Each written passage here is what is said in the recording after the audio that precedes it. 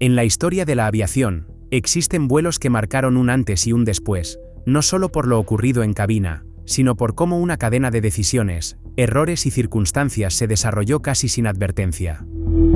Por eso, en este video reunimos 6 accidentes aéreos que conmocionaron a América Latina, y dejaron lecciones que nunca debieron aprenderse de esta manera. ¿Qué sucedió? Esto es lo que sabemos.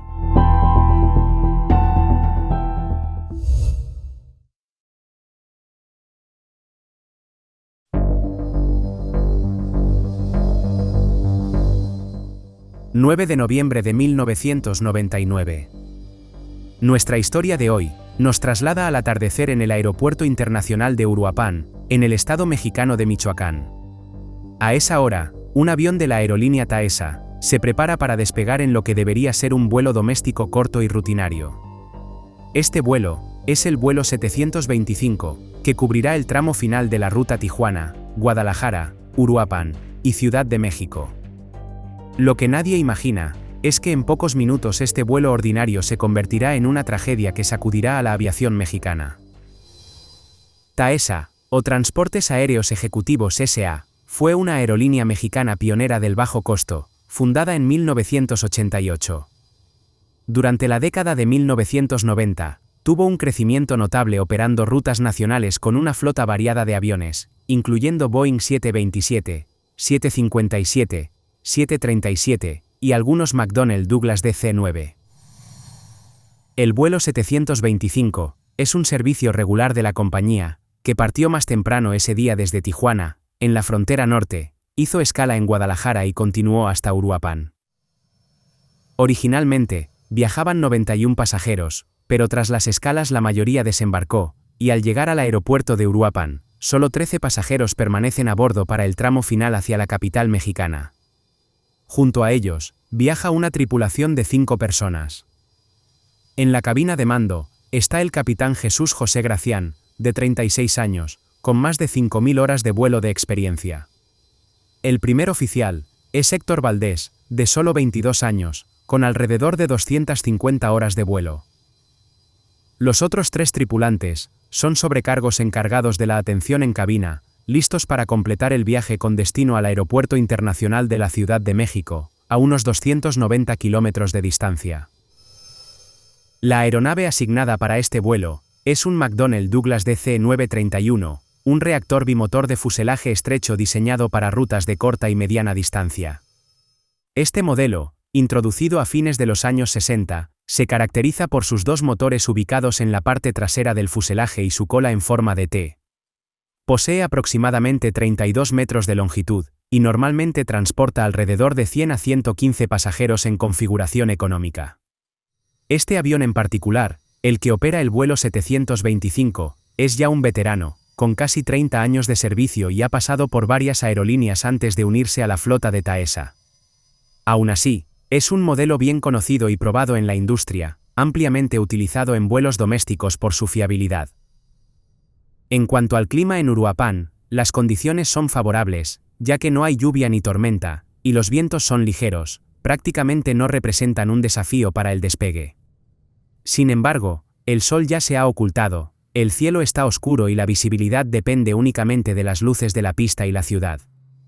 En otras palabras, poco después del despegue, la tripulación deberá confiar por completo en sus instrumentos debido a la oscuridad de la noche.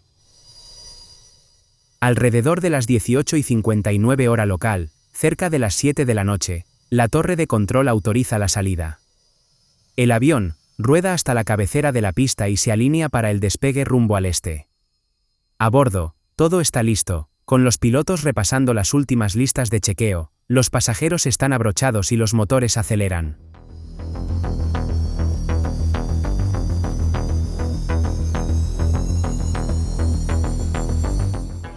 Enseguida, la aeronave avanza por la pista tomando velocidad. En segundos, el vuelo 725 alcanza la velocidad de rotación y se eleva, dejando atrás el asfalto. Tras despegar, la tripulación empieza a ejecutar los procedimientos posteriores al despegue. El capitán ordena retraer el tren de aterrizaje y los dispositivos de sustentación usados para el despegue. Positivo, tren arriba, flaps retractados. Tren arriba, confirmado. El capitán verifica que las 3 luces indicadoras del tren se apaguen, señal de que el tren de aterrizaje se ha recogido por completo, y continúa con las instrucciones. Flaps arriba, por favor. Slats arriba. Slats arriba. Los flaps, o superficies hipersustentadoras en la parte posterior de las alas, se retraen sin problema. Ambos pilotos esperan que los slats, las aletas del borde de ataque, también se retraigan una vez alcanzada la velocidad adecuada. Todo esto forma parte del proceso normal para que el avión acelere y suba eficientemente. Pero en ese instante, algo comienza a ir terriblemente mal. De pronto, el ángulo de cabeceo del avión aumenta más de lo esperado. La nariz del DC-9 se eleva abruptamente, apuntando hacia el cielo en una actitud anormalmente alta. Los pilotos no la han mandado subir tanto, y esta inclinación excesiva provoca una pérdida rápida de velocidad. En la cabina, suena inmediatamente la alarma de entrada en pérdida, y ambas columnas comienzan a sacudirse violentamente en las manos del capitán y del primer oficial. Esta vibración es una señal de alerta crítica que indica que el avión está entrando en pérdida de sustentación, es decir, las alas han dejado de generar suficiente sustentación debido al ángulo excesivo y la baja velocidad. Sorprendido por el súbito comportamiento del avión, el capitán exclama instintivamente: ¿Qué trae esta madre? Las alarmas continúan sonando, y los pilotos luchan por controlar el aparato. El capitán baja urgentemente la nariz, intentando corregir el ángulo, pero el avión sigue sin responder adecuadamente. De inmediato, un indicador de discrepancia de slats capta la atención de la tripulación. El capitán identifica el posible fallo y grita con urgencia: Tenemos un slat, tenemos un slat. Repite la palabra slat, refiriéndose a una emergencia con esas aletas de borde de ataque. En otras palabras, uno de los slats no se ha retraído correctamente, causando una configuración desequilibrada del ala. Una discrepancia de slat significa que la posición real de la aleta no coincide con la ordenada, y este tipo de falla puede desestabilizar seriamente al avión durante el ascenso. El primer oficial Valdés, dándose cuenta de la gravedad de la situación, toma la radio e informa con premura a la torre de control de Uruapan. Tenemos un slat, emergencia, emergencia. Su voz transmite la desesperación en cabina, ya que algo esencial en las alas no funciona, y el avión está en peligro inminente. Desde tierra, los controladores reciben la llamada de emergencia apenas un minuto después del despegue, pero no alcanzan a obtener más detalles. El capitán insiste en el problema técnico gritando "Slat disagreement", enfatizando que el avión sufre una discrepancia en los slats. Esta diferencia de sustentación entre las alas podría hacer que el aparato se incline peligrosamente.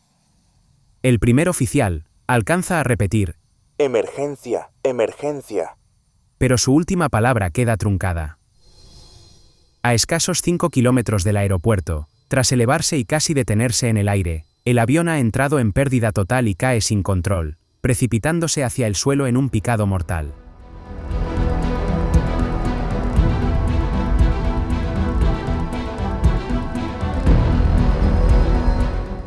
Aproximadamente a las 7 de la noche, el vuelo 725 impacta violentamente en un campo de cultivo de aguacates.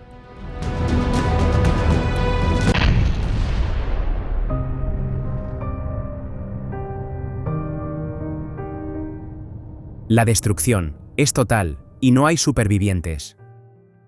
Entonces, la pregunta que todos nos hacemos: ¿qué fue lo que pasó?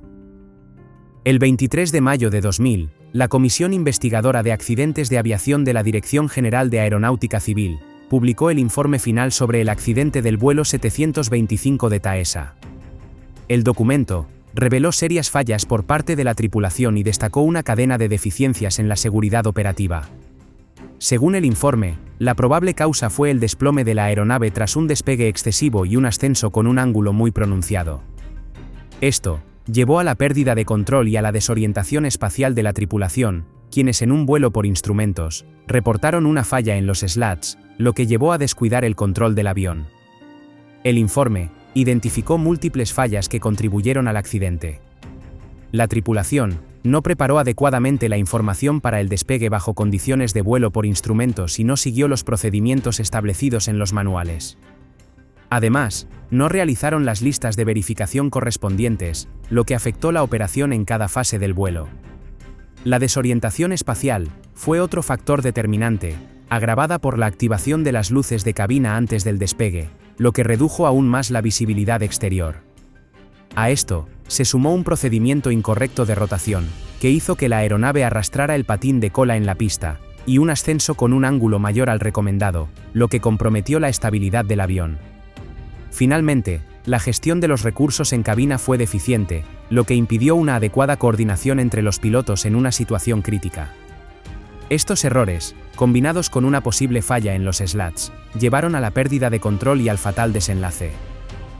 Como consecuencia del accidente, se le canceló el certificado de operador aéreo a Taesa, que cerró operaciones el 21 de febrero de 2000, debido a problemas financieros, condiciones operativas deficientes, fatiga de tripulaciones y un mal entrenamiento.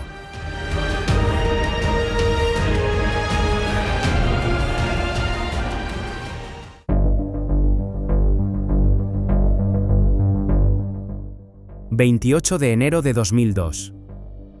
Nuestra historia de hoy comienza en una mañana tranquila en el Aeropuerto Internacional Mariscal Sucre de Quito, Ecuador.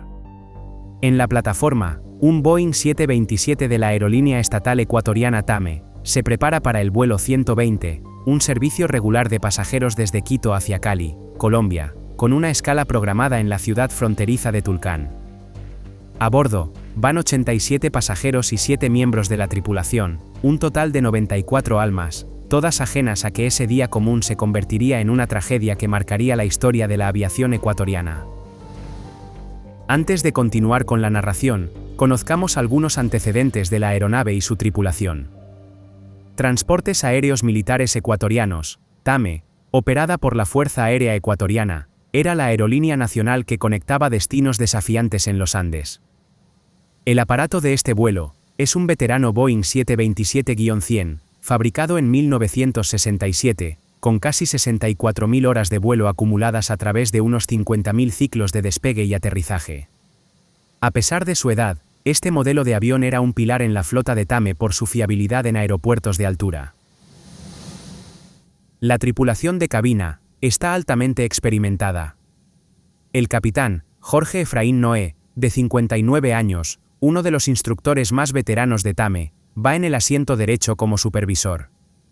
Acumula 12.091 horas de vuelo, de las cuales 8.263 son en el Boeing 727. En el asiento izquierdo, pilotando el avión, está el primer oficial Carlos Alfonso López, de 52 años, quien se encuentra en entrenamiento para ascender a capitán. Tiene 7.058 horas de vuelo, incluyendo 3.457 en este modelo. Junto a ellos, en la cabina, el ingeniero de vuelo Jorge Aníbal Burgos, de 50 años y con 4.200 horas acumuladas, se encarga de monitorear los sistemas. Con esta combinación de experiencia y una aeronave confiable, nada parece anticipar un desenlace trágico. A las 10:03 de la mañana hora local, el vuelo 120 inicia su carrera de despegue por la pista 17 del Aeropuerto Mariscal Sucre, en Quito.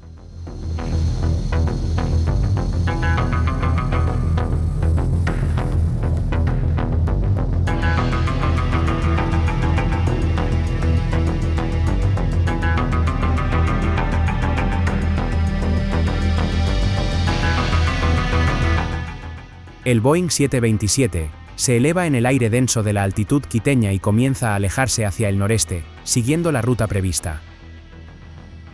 Durante los primeros minutos, la tripulación sigue una salida instrumental estándar, que los lleva primero hacia el sur de la capital, antes de enfilar el rumbo hacia Tulcán. El avión trepa sin contratiempos hasta su altitud de crucero autorizada de 18.000 pies, aproximadamente 5.500 metros. Como el trayecto es muy corto, solo unos 30 o 40 minutos, no tardan en comenzar el descenso hacia el aeropuerto de Tulcán, ubicado entre montañas y muy cerca de un enorme volcán llamado Cumbal. El aeropuerto de Tulcán, donde deben aterrizar, está ubicado en una zona muy complicada. Está en medio de las montañas andinas, a casi 3.000 metros de altura, rodeado de cerros y volcanes. Uno de ellos es el volcán Cumbal, que se eleva a más de 4.700 metros sobre el nivel del mar. A esto se le suma que Tulcán no cuenta con sistemas modernos de aterrizaje como el ILS, que ayuda a los pilotos a alinearse automáticamente con la pista.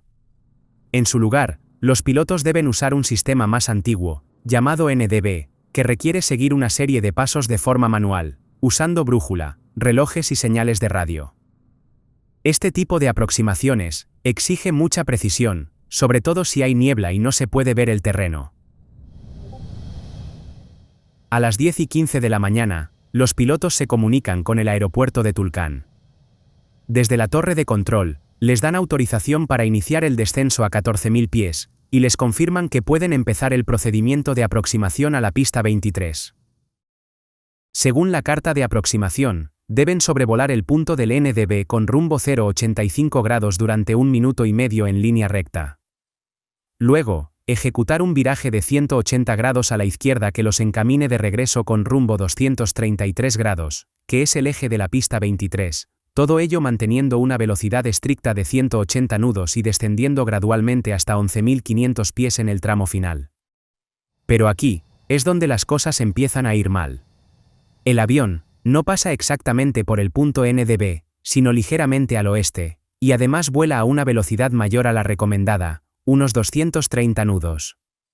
Como resultado, al iniciar el giro, la curva queda mucho más abierta de lo previsto, desviándolos directamente hacia el volcán Cumbal sin que lo noten. Desde la cabina, los pilotos no pueden ver el terreno, ya que una densa niebla lo cubre todo. Creen estar girando correctamente para alinearse con la pista, pero en realidad se están dirigiendo a toda velocidad hacia una montaña. A las 10:23 de la mañana, la torre de control de Tulcán recibe la última comunicación del vuelo 120. El piloto informa que está iniciando el viraje de aproximación. Después de eso, ya no se escucha nada más. Es muy probable que en esos momentos, dentro de la cabina comiencen a sonar las alarmas del sistema de proximidad al terreno, con advertencias como Terrain. Pull up. A las 10:23:30 segundos, el Boeing 727 choca contra la ladera del volcán Cumbal, a una altitud de 14.700 pies, unos 400 metros por debajo de la cima.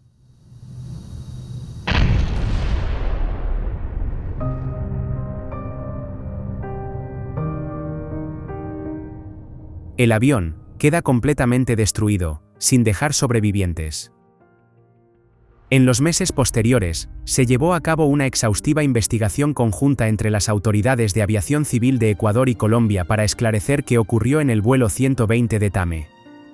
El informe final determinó que la causa principal del accidente fue un caso de vuelo controlado contra el terreno, provocado por error del piloto. En esencia, la tripulación voló en condiciones instrumentales directamente contra una montaña sin percatarse, debido a una cadena de fallas en la aproximación.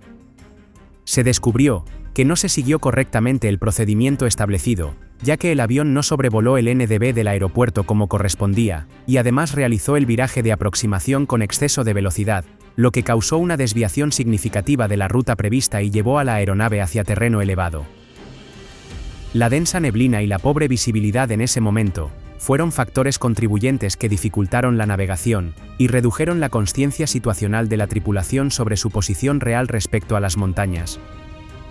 En cuanto al avión, los investigadores no hallaron evidencias de fallas técnicas graves en el Boeing 727, dado que los motores y sistemas respondieron adecuadamente hasta el impacto. Entonces, todo apuntó a un desfase entre lo que la tripulación creía y la realidad. En este sentido, se clasificó el accidente como un ejemplo trágico de desorientación y confianza equivocada en la navegación.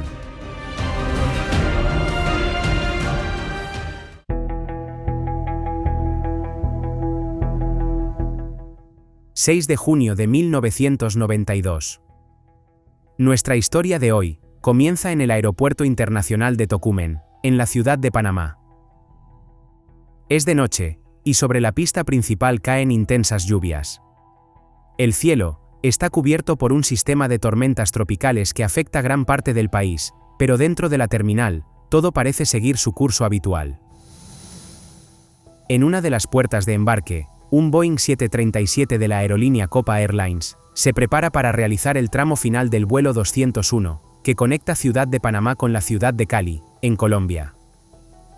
Este tramo marca el cierre de un viaje prolongado que partió desde Ciudad de México, con paradas en San Pedro Sula y Panamá, rumbo a su destino final. A bordo, viajan 40 pasajeros y 7 tripulantes, sumando un total de 47 personas. La mayoría son ciudadanos colombianos que regresan a casa, muchos tras compromisos empresariales en la capital panameña. También hay 2 estadounidenses, un italiano y 8 panameños, estos últimos conformando la tripulación del vuelo. La tripulación de vuelo está encabezada por el capitán Rafael Carlos Chial, de 53 años. Cuenta con 32 años de experiencia y acumula más de 23.000 horas de vuelo en Copa, lo que lo convierte en uno de los pilotos más experimentados de la aerolínea. A su lado, lo acompaña el primer oficial Cesario Tejada, de 25 años, un piloto joven pero capacitado y de nacionalidad panameña, al igual que el capitán. En la cabina de pasajeros, viajan 5 asistentes de vuelo, todos también panameños. Juntos, conforman la tripulación completa de 7 miembros, encargada de la seguridad y atención de los 40 pasajeros a bordo. El aparato encargado del vuelo 201 es un Boeing 737-200 con 12 años de antigüedad. Fue fabricado en 1980, y antes de incorporarse a Copa Airlines, operó bajo la aerolínea británica Britannia Airways, que lo arrendó a la compañía panameña en abril de 1992, apenas un mes y medio antes del vuelo 201. El avión tiene capacidad para 124 pasajeros, y está propulsado por 2 motores Pratt & Whitney JT8D. En la librea de Copa, aún luce el logo antiguo de la compañía, ya que se encuentra en pleno proceso de transición tras su reciente incorporación a la flota. Previo al despegue, la tripulación revisa el plan de vuelo y está al tanto de la presencia de mal tiempo en la ruta. El capitán Chial, con su vasta experiencia, instruye al equipo sobre la posibilidad de realizar desvíos si las condiciones meteorológicas lo requieren. A pesar de la intensa lluvia, no se reportan demoras significativas en la salida desde Panamá. Con la cabina lista y las verificaciones previas completadas, el vuelo 201 inicia su rodaje hacia la pista, en medio de la oscuridad de la noche y la persistente lluvia. A las 7:37 hora local de Panamá, y pese al mal tiempo, el vuelo 201 recibe autorización para despegar desde la pista 21 izquierda.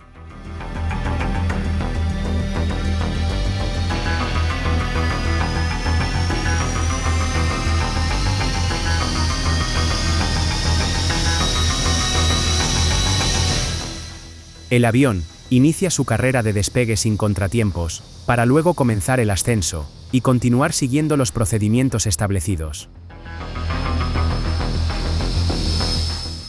Cuando están en el aire, la tripulación se alista para un vuelo de aproximadamente 1 hora hasta Cali, con una llegada estimada alrededor de las 9:42 hora de Colombia.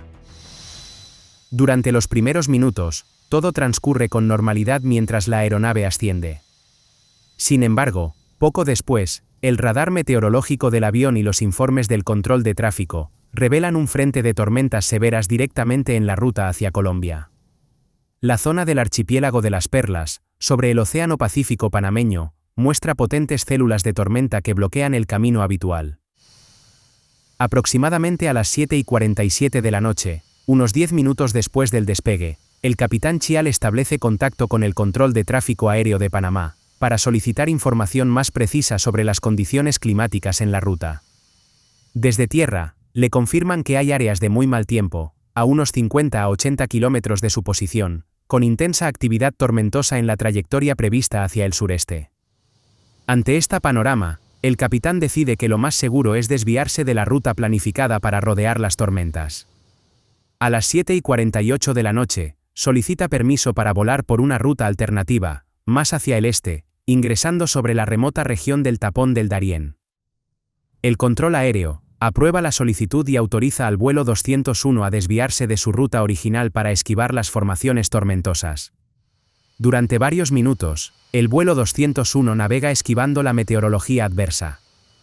Aproximadamente a las 7:54 de la noche, luego de bordear las zonas más críticas, el capitán Chial se comunica nuevamente con los controladores. En esta tercera transmisión, informa que retomará la ruta original hacia Cali, ahora que han superado las peores condiciones meteorológicas. La aeronave ya ha alcanzado los 25.000 pies de altitud, y se encuentra a unas 60 o 70 millas náuticas al sureste de la isla Taboga, volando sobre la costa de la provincia del Darién. Desde esa posición, el capitán anuncia que intentarán reincorporarse al curso planificado, que los encamina directamente hacia su destino. El control aéreo en Panamá recibe y confirma el mensaje, esperando que el vuelo 201 continúe sin novedades una vez de regreso en su trayectoria original. Alrededor de las 7:56 de la noche, de forma repentina, la tripulación informa que tienen problemas serios a bordo. En ese momento, el capitán Chial toma la decisión de dar la vuelta de emergencia hacia Panamá debido a una falla inesperada. Los controladores se preparan de inmediato para recibir nuevamente al vuelo 201 en Tocumen, y le otorgan autorización para un posible regreso urgente. Sin embargo, esta dramática comunicación se convierte en el último mensaje conocido proveniente de la aeronave.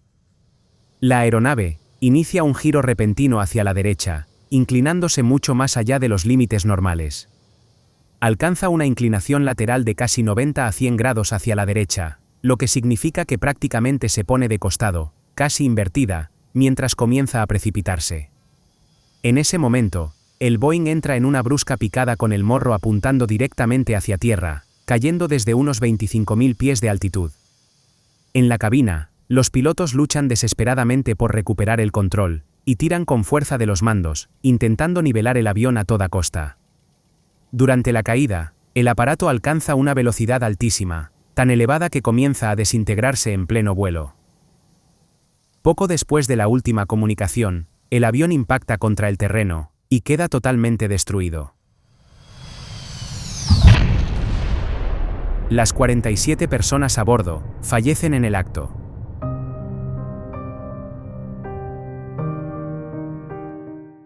En tierra, el control de tráfico aéreo intenta sin éxito restablecer contacto con el vuelo 201 tras su desaparición del radar. Al mismo tiempo, un avión de KLM que volaba en las cercanías informa por radio haber recibido la señal de emergencia del transpondedor, indicando la última posición conocida en algún punto entre la frontera con Colombia y la provincia de Darién. Debido a la hora del accidente y lo inhóspito de la zona, las tareas de localización iniciaron formalmente al amanecer del día siguiente, y las brigadas terrestres de rescate tardaron hasta 12 horas más en llegar al sitio exacto del impacto. Lo que encontraron fue desolador. Pero, ¿cómo pudo pasar algo como esto? Las autoridades panameñas, con el apoyo de equipos de investigación de Estados Unidos y expertos de Boeing, iniciaron una minuciosa investigación para esclarecer las causas del accidente. En los restos del avión, se recuperaron tanto la grabadora de datos de vuelo como la grabadora de voz de cabina. La grabadora de datos de vuelo reveló que el avión sufrió un giro repentino de casi 100 grados a la derecha, seguido de una caída en barrena a gran velocidad. Por otro lado, la grabadora de voz de cabina llegó con su cinta interna rota y mal enrollada, aparentemente debido a un error de mantenimiento previo. Al analizarla, se descubrió que la grabación correspondía a un vuelo anterior, por lo que no registró los últimos momentos del vuelo 201. Sin embargo, los datos disponibles y el examen de los restos permitieron a los investigadores reconstruir lo ocurrido. Basándose en los datos disponibles, la investigación estableció que el accidente fue provocado por una falla en el horizonte artificial del lado del capitán, originada por un cortocircuito intermitente en el sistema de cableado.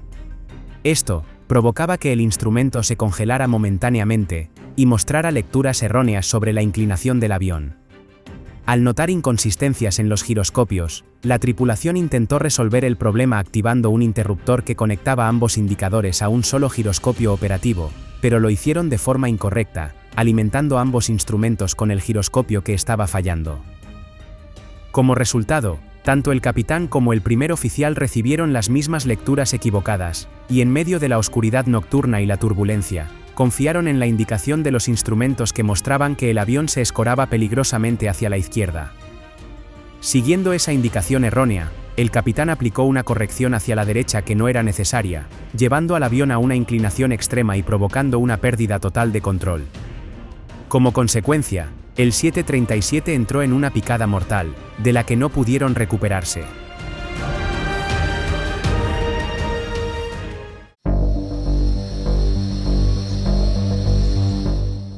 10 de octubre de 1997. Nuestra historia de hoy comienza en una noche cálida en el Aeropuerto Internacional Libertador General José de San Martín, en Posadas, Argentina. El avión, un McDonnell Douglas DC-9, tiene casi 3 décadas de antigüedad, lo que demuestra su edad tras años de servicio en varios países. Este en particular, tiene un historial de mantenimiento preocupante, ya que lleva más de 22 meses sin inspección, superando ampliamente el límite de 12 meses establecido por la ley. Austral, una aerolínea bandera argentina, pasó a estar bajo el control de la española Iberia en 1990, y más tarde al Instituto Nacional de Industria Español. En ese momento, la flota de Austral estaba muy envejecida, ya que casi todos sus aviones eran Bach 111 con más de 25 años. Entonces, en lugar de invertir en la renovación de la flota, Iberia optó por vender a Austral sus antiguos McDonnell Douglas DC-9, que se encontraban en condiciones aún peores que los ya deteriorados Bach 111. A bordo, viajan un total de 74 personas, distribuido en 69 pasajeros y 5 tripulantes. Al mando, se encuentra el capitán Jorge Cécere, de 40 años, un piloto experimentado con 9.238 horas de vuelo, aunque solo 177 en este modelo de avión. El primer oficial es Horacio Núñez, también de 40 años, tiene un total de 2.910 horas de experiencia, de las cuales 1.384 son en el DC-9, teniendo más experiencia que el capitán en este avión. Mientras los motores rugen al ponerse en marcha, ni la tripulación ni los pasajeros tienen la menor idea de la tormenta que se está gestando tanto fuera como dentro de su trayectoria de vuelo. El clima es traicionero esta noche, ya que una enorme línea de tormentas eléctricas se extiende por el norte de Argentina, trayendo turbulencias, granizo y relámpagos. Esta información nunca llega a la tripulación debido a una serie de descuidos, ya que la oficina meteorológica local ha cerrado por la noche, y nadie solicita actualizaciones de otras fuentes.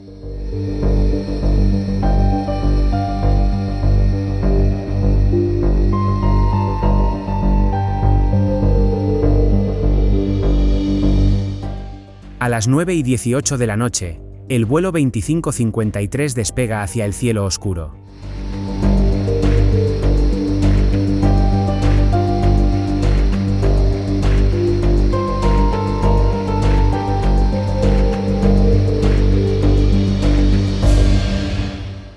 La tripulación fija su rumbo, esperando un viaje sencillo por las rutas aéreas designadas. Durante los primeros minutos, el vuelo transcurre con normalidad, pero más adelante, el controlador de área advierte sobre el mal tiempo que se aproxima.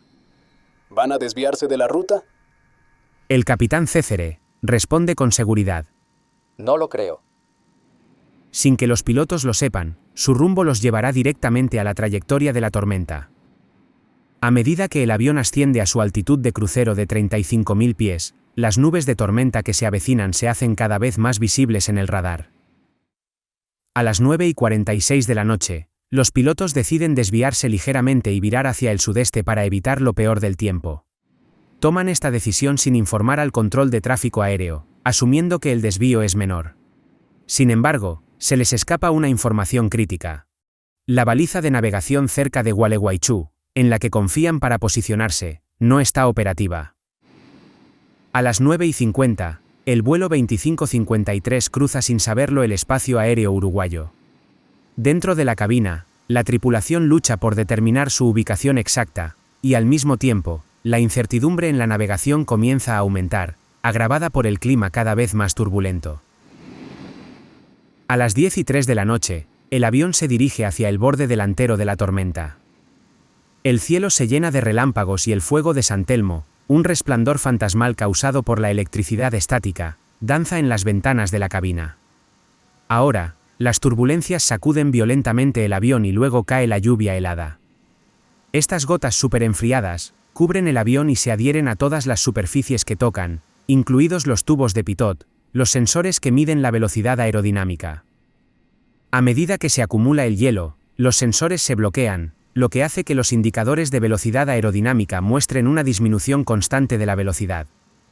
Los pilotos no se dan cuenta inmediatamente de la discrepancia. Cuando el capitán Cécere decide que es hora de iniciar el descenso hacia Buenos Aires, ordena al primer oficial Núñez que reduzca la velocidad. Núñez obedece, pero los indicadores de velocidad aerodinámica muestran una caída continua. En este momento, la tripulación, que no sabe que los tubos de pitot están dañados, asume que las lecturas son precisas y comienza a creer que el avión está volando peligrosamente lento. Lo que no saben es que en realidad su velocidad sigue siendo normal. La cabina se pone tensa a medida que el capitán se preocupa cada vez más por la caída de la velocidad aerodinámica. Insiste repetidamente en que el primer oficial aumente la potencia, pero los indicadores se niegan obstinadamente a subir. Ahora, los pilotos están descendiendo sin autorización del control de tráfico aéreo. Cuando finalmente se comunican con el controlador en Buenos Aires para solicitar permiso, se les informa que están en territorio uruguayo y deben comunicarse con el control de Montevideo. La falta de comunicación durante el vuelo es debido al ruido estático en la radio, que dificulta la comunicación con los controladores y aumenta la presión en la cabina. A estas alturas, el capitán Cécere empieza a sospechar que su indicador de velocidad aerodinámica no funciona correctamente. Sin embargo, el indicador del primer oficial Núñez, también afectado por el hielo, muestra lecturas similares, lo que refuerza su creencia de que el avión está a punto de entrar en pérdida. En medio del caos, el primer oficial Núñez decide desplegar los slats del ala, dispositivos diseñados para mejorar la sustentación a bajas velocidades, convencido de que es la única manera de evitar una pérdida de sustentación. El problema es que la velocidad aerodinámica real del avión es mucho mayor de lo que sugieren los indicadores. Cabe mencionar, los slats no están diseñados para operar a tales velocidades, y al extenderse, las fuerzas aerodinámicas arrancan al menos un slat del ala, lo que provoca daños estructurales catastróficos. El avión se inclina inmediatamente hacia abajo y cae en picada en espiral. En la cabina, los pasajeros gritan mientras el violento descenso genera intensas fuerzas G y los objetos sueltos vuelan, golpeando el techo y las paredes. A los pocos segundos, los tubos de pitot finalmente se despejan a medida que el hielo se derrite, y los indicadores de velocidad aerodinámica vuelven a sus lecturas correctas. Finalmente, los pilotos se dan cuenta demasiado tarde de que están cayendo en picado a más de 1200 km por hora. Desesperados por recuperar el control, el capitán Cécere y el primer oficial Núñez reducen la potencia de los motores, despliegan los frenos aerodinámicos y bajan los flaps, pero los daños en las alas hacen que la recuperación sea imposible. Ahora, el avión avanza en espiral a través de la noche tormentosa, girando como una estrella fugaz. A las 10:20 de la noche, el vuelo 2553 se estrella en la zona rural de Uruguay, cerca de Fraiventos.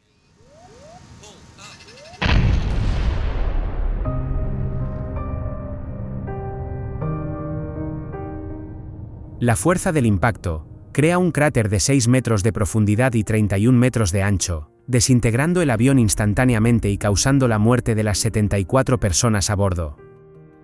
Pero, ¿qué fue lo que sucedió? La investigación del accidente fue llevada a cabo por la Comisión Investigadora de Accidentes de Aviación, CIADA, de Uruguay, y la Justicia Federal Argentina.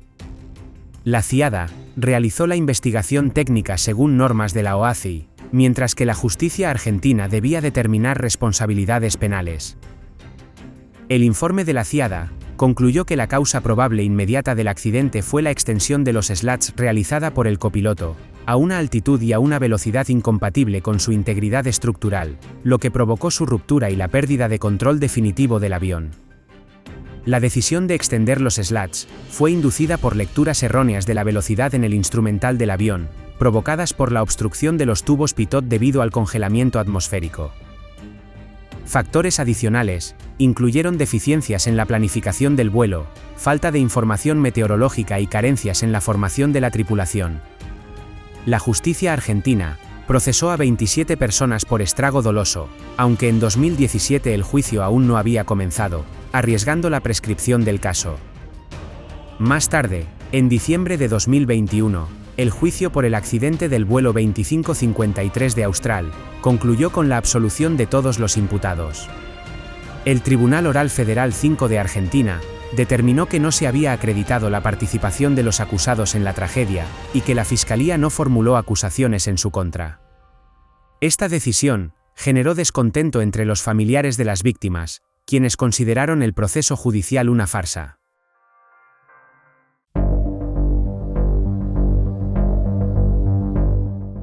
...31 de marzo de 1986. Nuestra historia de hoy comienza en el Aeropuerto Internacional de la Ciudad de México, donde el cielo despejado y la intensa actividad reflejan el dinamismo de uno de los aeropuertos más transitados de Latinoamérica. En medio de la rutina diaria, se encuentra el vuelo 940 de Mexicana de Aviación, que se está preparando para su despegue.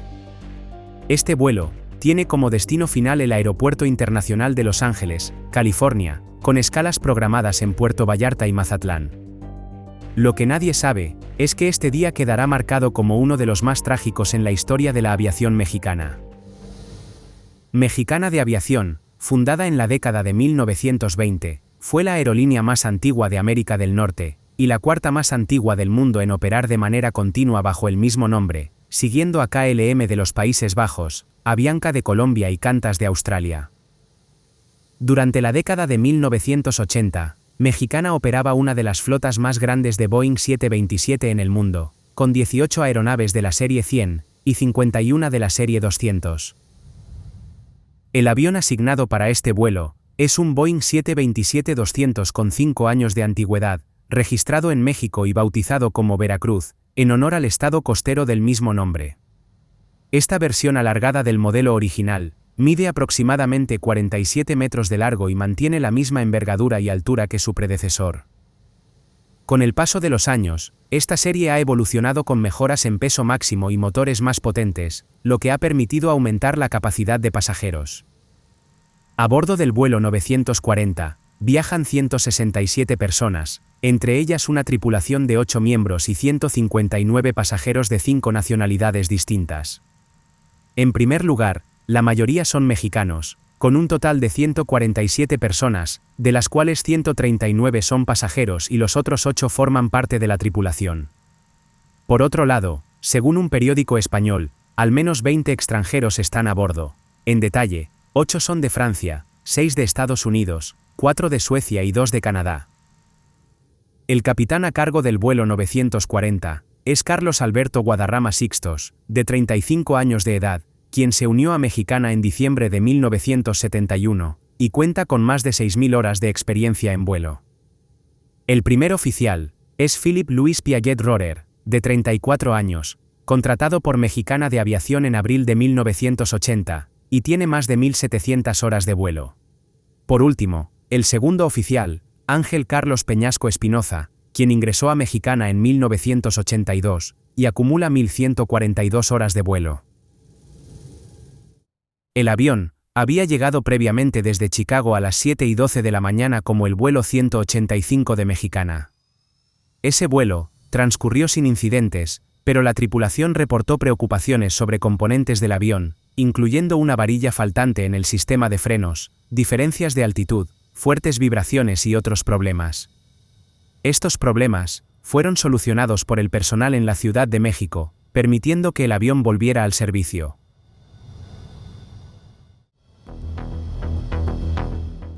A las 8:50 hora local, el vuelo 940 recibe autorización para despegar desde la pista 05 izquierda.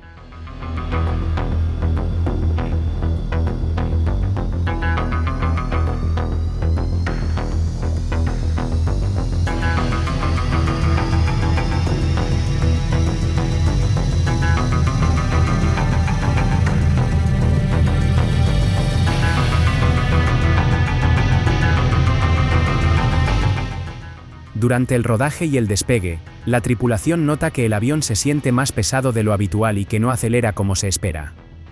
Ante esto, el capitán ordena al primer oficial incrementar el empuje al 100%. Finalmente, el avión despega con un retraso de 11 segundos respecto a lo estimado.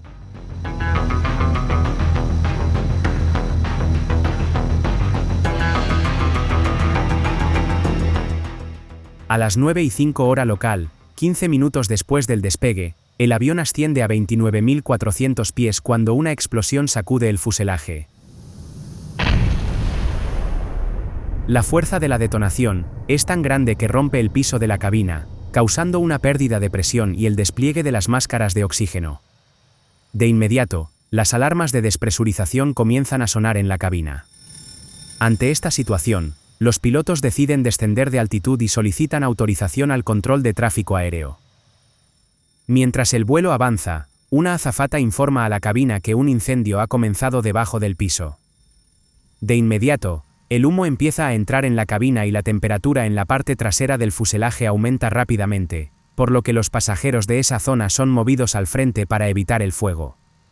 Al mismo tiempo, la tripulación intenta regresar a la Ciudad de México. Sin embargo, el avión se vuelve cada vez más difícil de controlar debido al daño severo en los cables de control causado por las llamas. Finalmente, el calor intenso derrite una gran parte del fuselaje trasero, lo que provoca que la sección de la cola, incluidos los 3 motores, se desprenda en pleno vuelo. Sin más nada que hacer, el avión se estrella contra el monte El Carbón, cerca del poblado de Marabatío, Michoacán.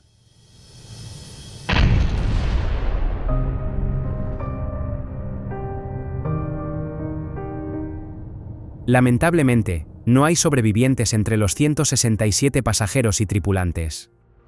Al principio, 2 grupos de Oriente Medio se atribuyeron la responsabilidad del accidente, relacionándolo con el atentado ocurrido 2 días después contra el vuelo 840 de Trans World Airlines. Sin embargo, los investigadores descartaron rápidamente que el sabotaje fuera la causa de la tragedia. Ahora, la pregunta que todos nos hacemos: ¿cómo es posible que un avión con solo 5 años de antigüedad sufra un accidente de tal magnitud? La investigación del accidente reveló un grave descuido de mantenimiento. Un neumático del tren de aterrizaje principal izquierdo del avión se había llenado con aire comprimido en lugar de nitrógeno. Si bien, este error por sí solo no bastaba para causar el desastre, pero su combinación con una unidad de frenos defectuosa en el mismo lado resultó fatal. El mal funcionamiento de los frenos generó una acumulación excesiva de calor, lo que a su vez desencadenó una reacción química peligrosa dentro del neumático. Bajo condiciones de calor y presión extrema, se formaron vapores inflamables dentro de la cavidad del neumático. Cuando las condiciones alcanzaron un umbral crítico, los vapores se encendieron y provocaron la explosión del neumático.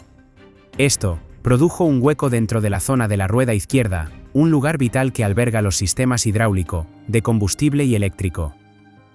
La explosión comprometió estos sistemas, cortando los cables de control y potencialmente rompiendo el piso de la cabina de pasajeros, lo que hizo imposible que la tripulación mantuviera el control de la aeronave. Como resultado, los investigadores concluyeron que estas fallas resultó en la pérdida de la aeronave. Este incidente resultó especialmente alarmante, ya que puso de relieve un riesgo previamente ignorado, que no solo afectaba al Boeing 727, sino también a los grandes aviones de transporte en todo el mundo. Hasta entonces, los equipos de mantenimiento habían recurrido al aire comprimido por su fácil disponibilidad, a pesar de que el nitrógeno era la opción más segura. La tragedia del vuelo 940 provocó una rápida respuesta en forma de cambios regulatorios. En menos de un año, la Administración Federal de Aviación de los Estados Unidos ordenó que los neumáticos de los aviones se llenaran exclusivamente con nitrógeno seco u otro gas inerte, lo que redujo significativamente el riesgo de explosiones. Además, la directiva estableció plazos estrictos para su cumplimiento y se aplicó a todos los grandes aviones de transporte. En consecuencia, tanto las aerolíneas como los equipos de mantenimiento de todo el mundo tuvieron que adaptar sus procedimientos para garantizar una mayor seguridad.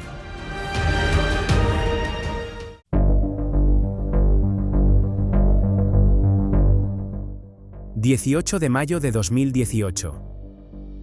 Nuestra historia de hoy comienza en el Aeropuerto Internacional José Martí, principal puerta de entrada a Cuba. Son poco más de las 11 de la mañana en La Habana, y el calor tropical comienza a apretar sobre las pistas. Entre los muchos vuelos domésticos y regionales que operan desde aquí, uno en particular se prepara para partir rumbo al oriente del país. Se trata del vuelo 972 de Cubana de Aviación, con destino a la ciudad de Holguín. Cubana de Aviación es la aerolínea bandera de Cuba. Fundada en 1929, es una de las más antiguas del continente americano.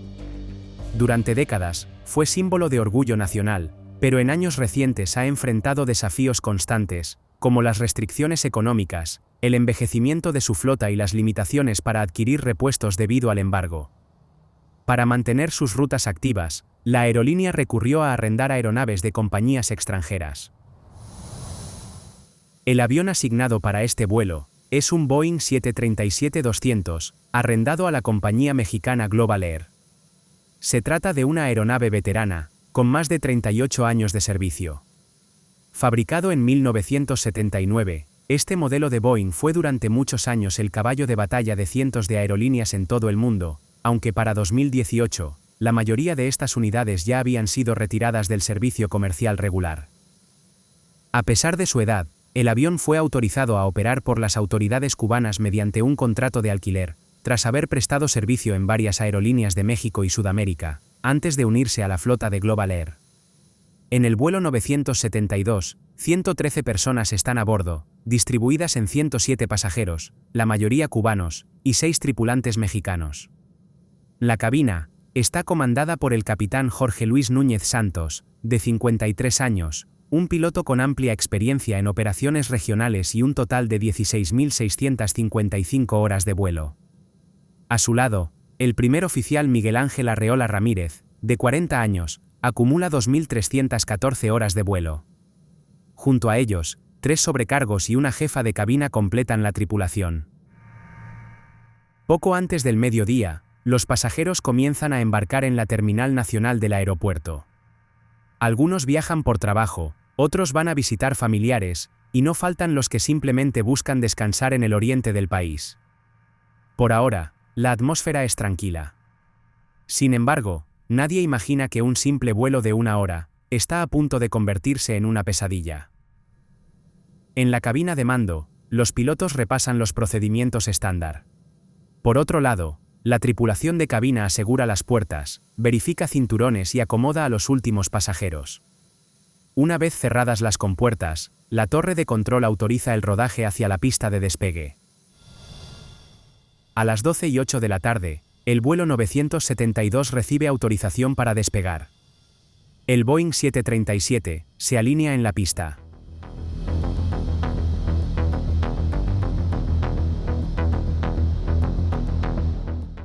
A los pocos segundos, los motores Pratt & Whitney JT8D rugen con fuerza mientras el avión comienza su carrera de despegue.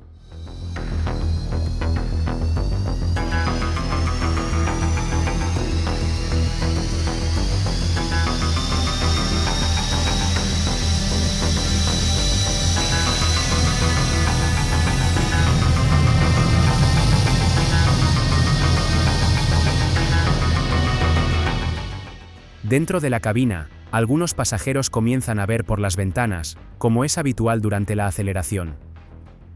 La aeronave se desprende del suelo y comienza a ascender lentamente.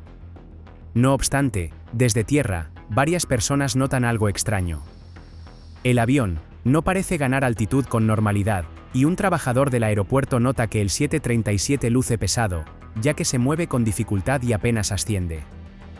En segundos, la aeronave realiza 2 giros bruscos hacia la derecha, como si intentara corregir su trayectoria. Ahora, la situación comienza a complicarse. El avión pierde estabilidad, comienza a inclinarse hacia la derecha y da la impresión de que no logra mantener el ascenso. A bordo, los pilotos enfrentan una lucha desesperada por controlar el avión, cuyo morro ha subido demasiado, reduciendo la velocidad. A los pocos segundos, la alarma de pérdida de sustentación comienza a sonar en la cabina, mientras la aeronave entra en una condición aerodinámica insostenible. Desde el suelo, algunos testigos observan cómo el avión gira aún más, y cae hacia una zona de cultivos cercana al aeropuerto. El rugido de los motores se extiende por kilómetros, dejando en el aire una sensación de inminente tragedia. La escena final ocurre en un campo de yuca, a apenas unos kilómetros del aeropuerto, cerca del poblado de Santiago de Las Vegas. El avión, completamente inclinado, choca contra el terreno sin haber logrado ganar altura suficiente. El impacto es devastador.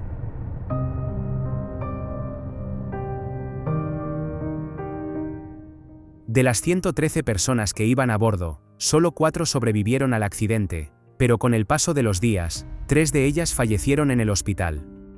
Al final, solo una persona logró sobrevivir. Tras el accidente, se inició una exhaustiva investigación liderada por el Instituto de Aeronáutica Civil de Cuba, con la colaboración de expertos internacionales, incluyendo autoridades mexicanas por tratarse de una aeronave operada por Global Air. La grabadora de voz de cabina y la grabadora de datos de vuelo fueron recuperadas del lugar del impacto y enviadas a laboratorios especializados para su análisis. El informe final, publicado el 12 de septiembre de 2019, concluyó que el vuelo 972 se accidentó como resultado de una pérdida de control durante la fase inicial de ascenso, ocasionada por errores en los cálculos de peso y balance de la aeronave, junto con deficiencias operativas y fallas humanas. Según los investigadores, la hoja de carga presentada por la tripulación indicaba un peso de despegue estimado de aproximadamente 99.900 libras. Sin embargo, el análisis posterior reveló que el peso real del avión superaba las 104.000 libras, excediendo los límites operativos permitidos. A esto, se sumó una distribución inadecuada del peso, que desplazó el centro de gravedad hacia atrás, afectando directamente la estabilidad longitudinal del avión. Estas condiciones hicieron que al iniciar el ascenso, el avión adoptara una actitud de morro alto, perdiendo velocidad y generando una situación de pérdida aerodinámica que la tripulación no logró recuperar. De igual forma, el informe indica que los pilotos carecían de la preparación adecuada para manejar una situación anormal como esta, y que los procedimientos operacionales presentaban deficiencias claras. Esto ponía en evidencia una cultura organizacional débil, donde los estándares de seguridad no se cumplían con la debida rigurosidad. El Instituto de Aeronáutica Civil de Cuba también identificó problemas de vigilancia en la supervisión del operador arrendador. Si bien la aeronave contaba con permisos para volar, el informe cuestionó la idoneidad del proceso de evaluación por parte de las autoridades correspondientes. Como resultado, una de las recomendaciones más relevantes del informe fue reforzar los mecanismos de fiscalización para los contratos de arrendamiento, asegurando que las compañías externas cumplan con los requisitos técnicos y operativos exigidos.